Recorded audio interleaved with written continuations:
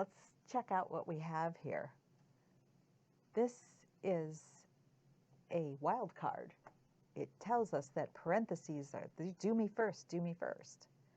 Okay, so we've got this part. This is a multiplication symbol as well. There's a negative, here a subtraction, an addition, and an exponent. We have to do what's in parentheses, even though it's a first and second grade concept, this addition, but it's a wild card, so it gets first. 5 plus 1 is 6, and we're going to copy everything else. Well, if I just bring this 6 down now, I'm confused. It looks like 66. So the parentheses have to go back on here because this is actually a multiplication symbol. Minus 4 squared divided by 2 plus 7. We have an exponent in this position, so we can simplify this part of our equation. 4 squared, 4 times 4 is 16. That takes care of this. Divided by 2. All right, now we have to copy everything else.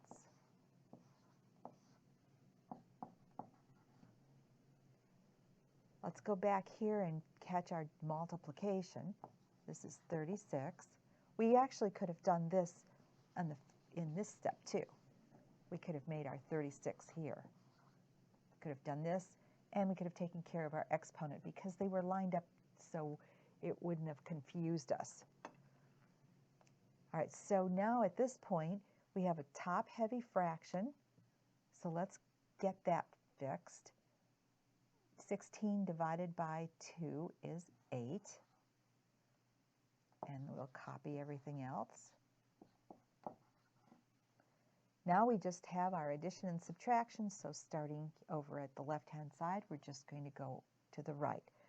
36, take away 8. There's a regrouping, a renaming here. So this is 28. This is 28 plus 7 gives us 35. So we have a multiplication. Here we have a division and a parenthesis that says, do me first, do me first. Subtraction and an addition. So let's go right for our parentheses. That's our wild card. So 27 thirds. When we divide fractions, we're going to have to put our whole number into a fraction, and then we're going to use the reciprocal. So this flips around, and we're going to use multiplication. So 9 divides into itself once, 9 divides into 27 3 times. When we get finished with this, 3 times 1 is 3, and 3 times 1 is 3. So all of this gets to be 1. So everything here was canceled. We've used it, and it all came down to 1. Let's copy everything else. 8 times 1, we have a negative 5/8 and added 16. So we have multiplication, subtraction, addition. So our multiplication comes first, so we're going to multiply that part and copy everything else. Now we're going to do our addition and subtraction from left to right. So here's our 8, take away 5/8. We're going to have to rename one of the whole numbers. We need eighths, so let's make it 8/8. So this comes down as 7 3/8.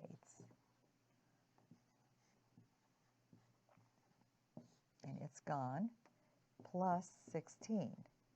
So we're going to take our 7 3/8 and we're going to add a whole 16 to it.